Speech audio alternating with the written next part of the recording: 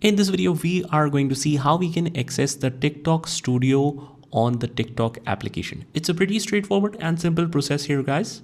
What you have to do is, for example, if you are on the home tab and you're scrolling through different videos, you just need to head over to the profile section on the bottom right hand corner, click on the profile icon, and from the top, just click on the three lines at the top right hand corner. And here you will see the TikTok Studio.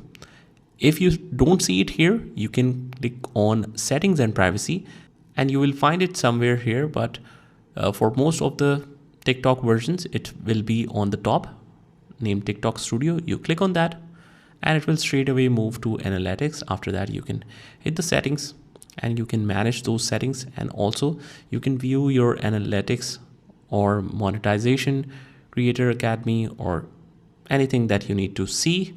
The overview, the content, and everything about your content can be seen here.